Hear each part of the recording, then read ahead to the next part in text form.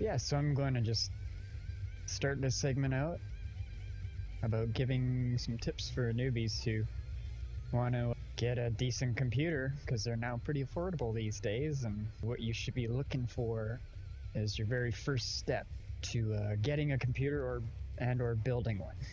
And what you need to do first and foremost is you need to educate yourself a bit, actually as much as you can, on components and what each of them does. When it comes to parts, as we open the case here, first of all, you'll want a decent case. I built my computer from the ground up. I bought the case first. I bought every piece bit by bit. The case cost me $300. It's a Thermaltake Snow Edition. Snow Edition, I believe.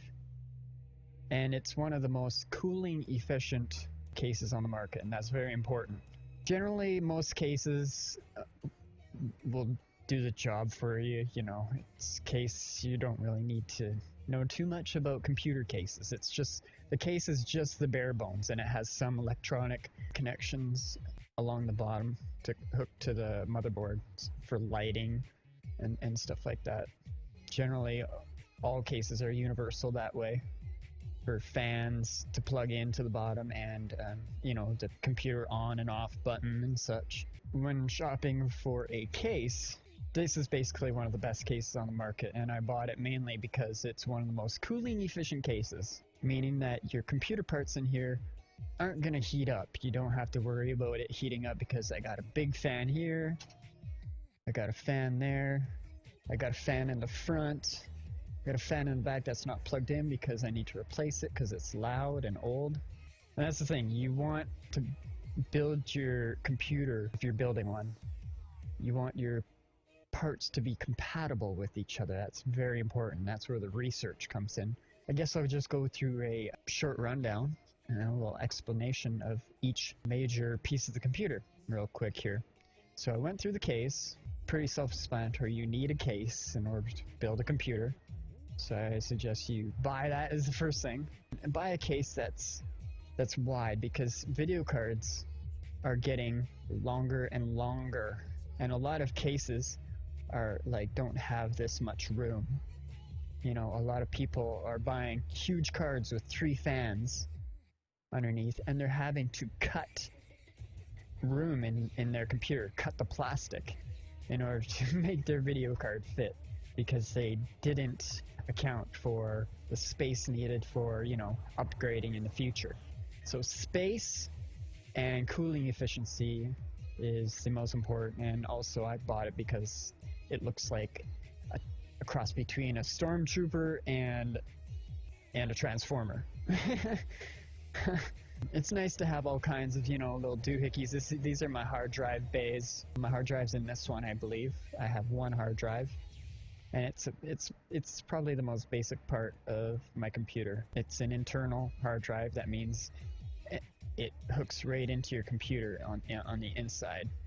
You put it in, and then you push the thing in, and like, for example, I don't know if I can do it here. It might be locked. See, just like this, you know.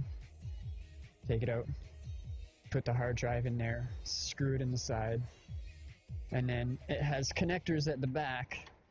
When you just go like this and it clicks in, it hooks into the computer automatically, connects to it. So it makes it real simple like that. So hard drive, mine's 1 terabyte. 1 terabyte is plenty of space to hold all the files, all the movies, all the porn you want to hold in there. But a lot of people are going SSD hard drives. Mine is not an SSD. SSD hard drives are much faster. They boot your computer in like less than 10 seconds, it seems.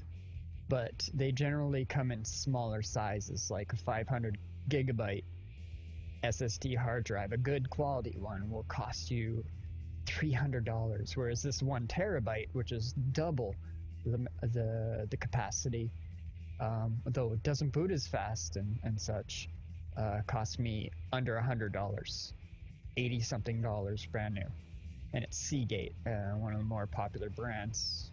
So hard drive, there's those two choices: either go SSD or If you want to chintz out, it's no big deal to just buy an internal hard drive. An external hard drive is a hard drive that you connect from on the outside and you hook it to a USB 3.0. The most important part of your computer, in my opinion, is the power supply. Right down here. So you see, mine is a 850 watt M2 Silent Pro 850 watt power supply. It powers your computer. So it has all the connections I would need if I needed more pins for my video card. So they each come with 6 pins on this one. And a lot of current video cards now require like 12 pins or 8 pins. So your power supply pretty much hooks everything up. Hooks your motherboard, hooks to multiple places in your motherboard. And it's important that you get a power supply that will fit the connections to all the pieces of the puzzle in your computer case, all the parts, because everything has a certain size and gauge to connect, kind of like Lego. You can't put a 4-piece Lego into an 8-piece Lego, you know what I'm saying? And it works the same way with computers. Usually power supplies hook up the top. You'll usually find the power supply slot up here. Mine's on the bottom. And mine's 850 watt. If you're going to build if you're going to put it in a powerful video card, you're going to want at least 600, 700 watt. A lot of people get 1,000, and I think that's kind of overkill.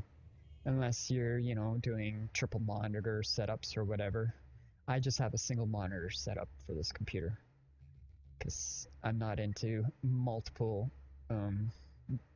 monitors for gaming because the split window kind of bugs me. So I just use single monitors. So I just went with an 850. That's plenty of power to spare for anything, for increasing fan speed or whatever to keep it extra cool. So next, most important, would be the motherboard, and that's the big square piece you see in the back there. It is the board that everything is connected to. It's kind of like the case. If the case is the body of a human, the outside skin, the motherboard is the internal structure, your veins, your blood, all the stuff that makes everything go back and forth in your body, to and from your brain, all the receptors that make you be able to move and live. Without a motherboard, nothing in here would work. You could have everything, and without a motherboard, your computer just is nothing. It's just body. It's very important to get a compatible motherboard with all of your pieces. It's kind of good to pick your motherboard last if you're building a computer, because then you have all your parts lined up and you got to see, okay, does this motherboard, is it compatible with, say, an AMD video card? Is it compatible with the processor, whether it's Intel or AMD? 2 totally different technologies. You have to get a motherboard that's either Intel based or AMD based. You cannot get a motherboard that is cross-compatible with those, because they're 2 competing companies and they have 2 different technologies when it comes to processors. So the processor won't fit. If you have an AMD processor chip, and you buy a motherboard that's Intel based, it won't fit. And if you try to make it fit and you try and turn your computer on, it'll blow up probably. I don't know what'll happen because I've never tried, but I just don't do it. Motherboards come in AMD or Intel, and mine is AMD. It's the cheaper alternative. Intel is much more expensive, but it is known to run better speeds, better everything, right? AMD is much more cheaper option. And motherboards aren't very expensive. If you want a really good motherboard, you'll pay maybe $300. Generally, you're going to pay about $150, depending what country you come from. I'm from Canada, so maybe I'm kind of overpriced for an American watching or whatever. But yeah, motherboard is very important because it holds everything. Your processor, your video card, your RAM, and your power supply hooks everything into your motherboard to make it turn on. Generally, when your computer won't turn on when you press the power button, something's wrong with your motherboard. It's most likely fried. That happens quite often if you don't upkeep, like blow out your computer, blow out the dust regularly. It's a good tip. Get a dust blower, one of those dust blowing cans. That's the only way you should be blowing out your computer, nothing else, because you don't want static electricity anywhere near any of this. Dust blaster. And just blow it out. It's got the thing, you put the nozzle with the pin in it, and it blows out all the dust in your computer. And it's very important, especially if you have pets. You should do it often, otherwise you're going to be looking at your motherboard blowing out or something not lasting as long as you expected it to in your computer. It's very important to maintain your computer. Keep it clean, keep it in good shape, just like when you take a shower. You don't like feeling dirty. Computers don't like feeling dirty. From the motherboard, we'll talk about the processor. You can't see the processor because it is blocked by a aftermarket air cooler. You can get water coolers or you can get air coolers. I suggest you get an air cooler if you're a beginner builder, because it's easy to hook up. There's no kind of maintenance. There's no kind of tricky sort of installation, whereas water coolers are kind of more for advanced builders. I've had a water cooler in the past, and I didn't maintain it well enough, and it only lasted about a year. I think partly due to the fact that I moved so many times in that year that it didn't like being moved around all those times, and that's why it's malfunctioned. But go with a good, this is one of the best coolers by Cooler Master. Anything really by Cooler Master it's good. It keeps your processor cool. And also you put thermal paste. It's this gray paste that you put on the bottom of your processor. It's a little thin metal chip that goes onto your motherboard, and you click it in with a little, situates it on your motherboard, and that is the brain. The processor is the brain of your computer. It tells everything what to do and how fast to do it. Well, not everything, but the general running and calculations of the computer run from the processor. It is the brain. And you want to keep it as cool as possible because it heats up like a mofo. You want thermal paste on it before you put it in, and a really good quality cooler. Don't just slap in any kind of cooler thinking it's going to do a decent job. It's important if you're going to, because processors are they're the smallest part of your computer, yet it's the most expensive part of your computer. Usually, unless you're buying a crazy video card. If you're gonna build a decent computer, which, I mean, if you're gonna build it from piece by piece, you want to build a decent computer because it's gonna be expensive either way. So you want to put in good everything. And like I said before, processors come in AMD or Intel. Current right now for Intel is i7s. You'll hear a lot of gamers talk about i7s, and most gamers game today on i7 processors. They're by far the most expensive processor on the market. If you want a cheaper processor, most people will suggest an i5, which is a few generations earlier, because i7 is like into its 7th generation or something like that now, and they're coming out with like a whole new technology chip in the near future here for Intel. And then there's AMD, which I have in here because it's an AMD based motherboard. You put in an AMD based chip.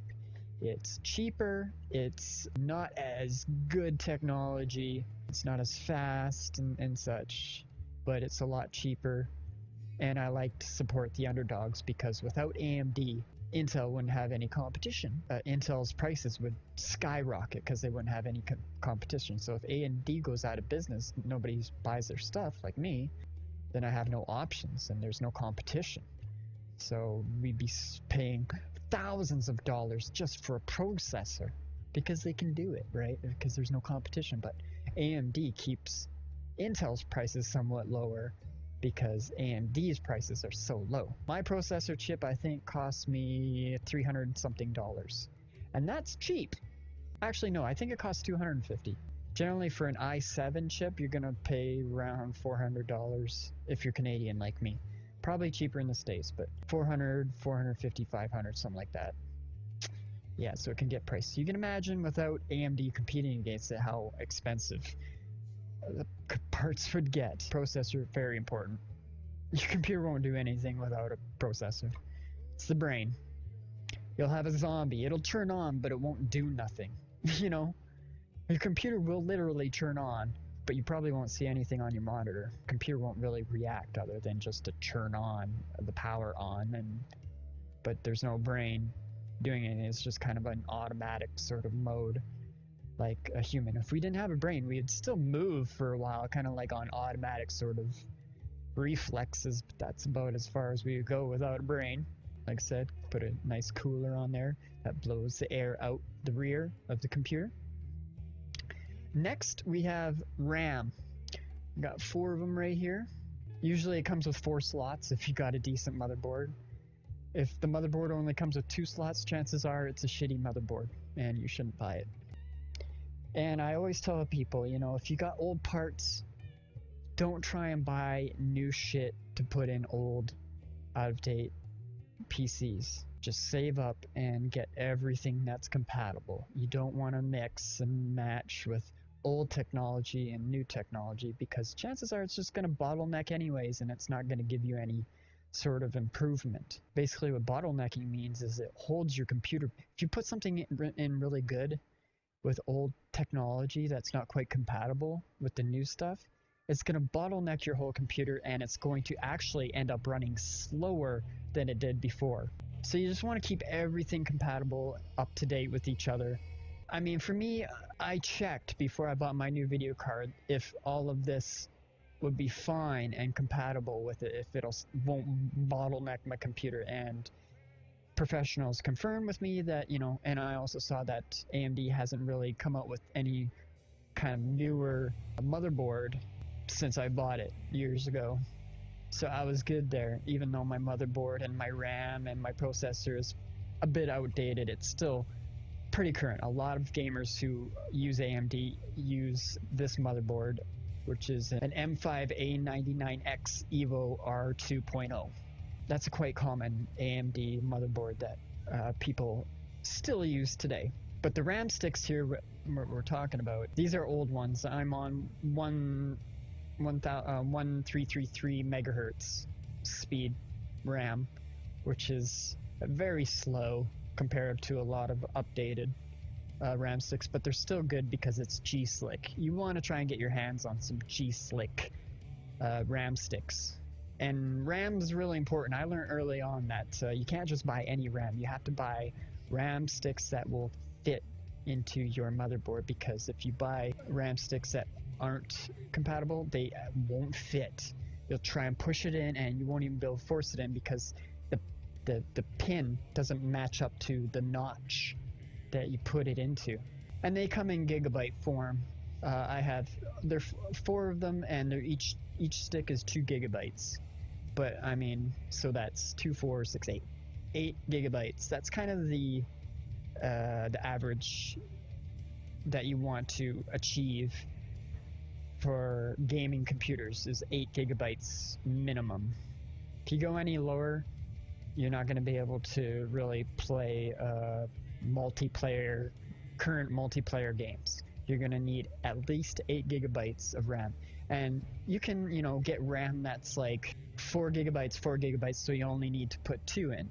A lot of people are going 16 gigabytes now, kind of preparing themselves for the future of gaming. You don't really need it. Not a lot of games use it, the 16 gigabytes, but people are just doing it because, well, gamers, they like to overkill when they build PCs. But for a newbie like you kind of want to just keep it at 8, because it's going to keep costs down. And RAM sticks are probably the cheapest part of your computer.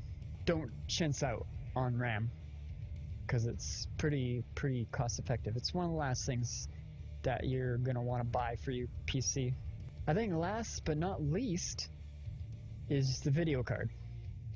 It makes your video games run on many colors, fast, frames per second that gamers constantly complain about.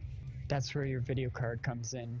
It powers your video games and makes them run fast and pretty, and it makes it look pretty on your monitor. I'm not gonna go through monitors because honestly, you can buy any monitor you want, and it's gonna work with your whatever setup you got here.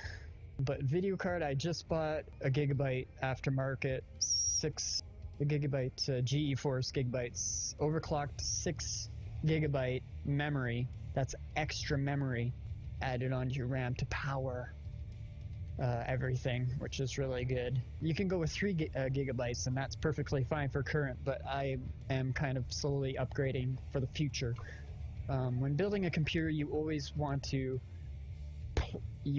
plan your build for 5 years time, 5 years ahead, because technology in computers is always advancing, even ever faster each year. Technology. I used to build for 10 years ahead, but technology is advancing so fast that now I've slimmed it down to 5 years ahead. And when you do that, it cuts costs down because you don't have to upgrade so dramatically when you get new parts. So I got the 1060 overclocked 1060. It's the first time I've ever bought a video card that current, and it cost me $400 after it was all said and done. Canadian. You can get it the same video card in America. I know it's like half the price. You can get it for $250 plus whatever taxes. But in Canada, $400 for that card is a deal. It's a very good card. It's not a 1080 like everybody's talking about, but 1080s they're the cream of the crop. And honestly, you don't really need a 1080 unless you plan on gaming in 4K resolution monitors, triple setup, and editing videos. That's really all you need a 1080 video card for. They have 1080 and then 1070, which is a slimmed down version of the 1080, still powerful as heck and will kill anything else on the market by a long shot. But it's still kind of overkill and pricey. It's like $600, over 600 700. Whereas 1060 is still better than every other older card that was the best before this year, by not a long shot, but it's up there, and it uses less power than the older best cards, and you can combine it. You can SLI it, as they say, and buy another same matching video card, connect them both. So there's 2 PCIe. What you want is PCIe. That's the current technology of video card connections. Because if you buy any other video card and your motherboard isn't a PCIe compatible board, if it's PCI 2 or whatever, I don't even know what the old technology is. It's so old. PCIe has been around forever. But if you have a computer that's like 10 years old, you might not have PCIe motherboard connector. So PCIe is the current connecting Lego connection, if you know what I'm saying. And you can SLI it. You can buy you can't mix and match. When you SLI, you can't buy a totally different video card and then connect it with this one. It's just not going to work. It's got to be the exact same model. And there's 2 PCIe slots for a video card. And then the one down below it, the blue connector, you can't really see it. See the PCIe just below this video card? The PCIe, the white one? And then the blue one below it, I believe, is the sound card connector. You can buy a sound card, but I've never bought a sound card because the motherboards come with internal audio. It puts out its own audio.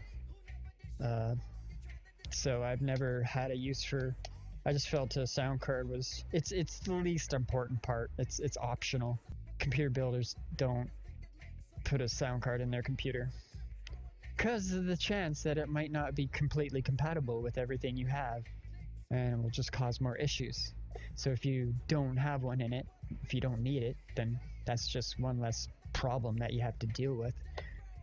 in the long run, but you can buy one and it'll make your sound extremely clear and awesome, and you'll be able to do more options and stuff. But I have 7.1 surround in these wireless Razer Manowar headphones, so it's as good as you're gonna get for sound, really, for gaming.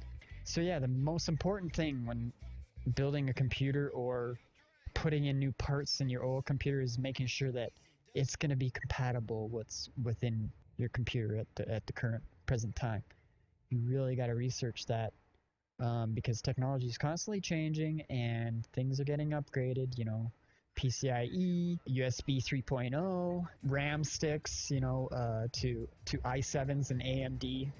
You got to make that decision whether you're going to go the AMD cheaper route or Intel route, which is more expensive, but more gamers use it because it's apparently more gamer friendly and more overclocking friendly. And I don't suggest you ever overclock until you're really comfortable with the computer.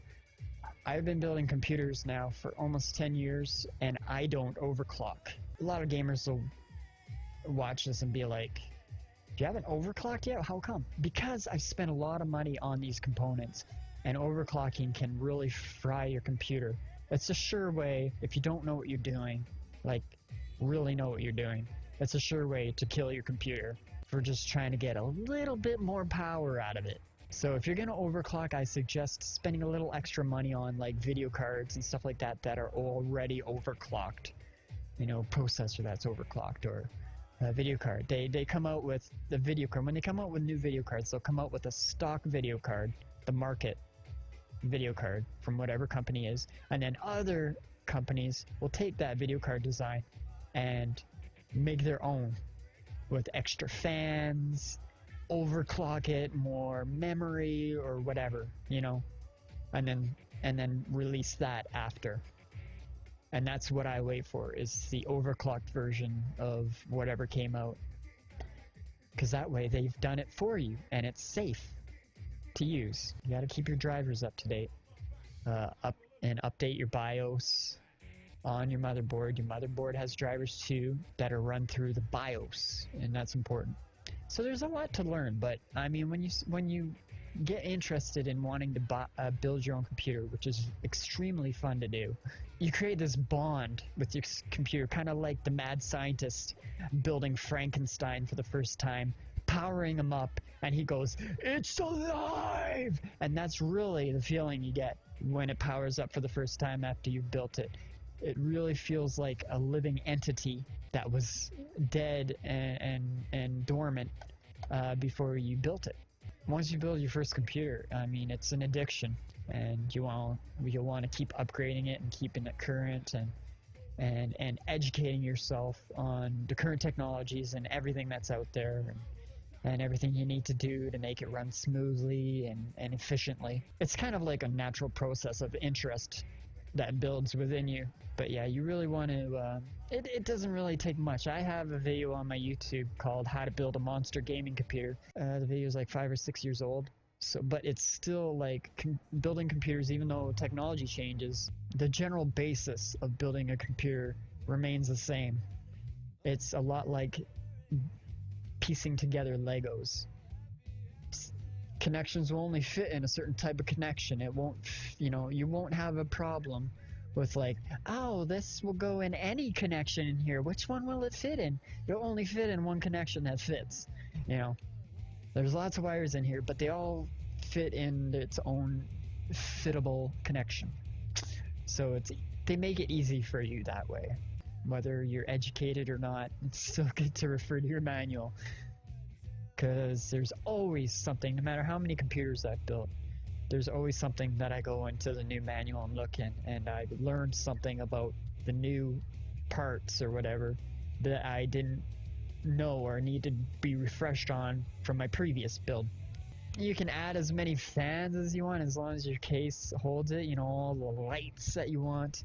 If you got a good motherboard, it's going to have all kinds of extra connections for you to add extra fancy lighting and fans fans connect right into your motherboard. General fan like that, or that one up there, you know, it connects into your motherboard. Of course, you got your CD player up here. I have a external CD player that you can't really see, but up there, it's external. That plugs into a USB. You know, that stuff is whatever, you know, in pretty much by anyone.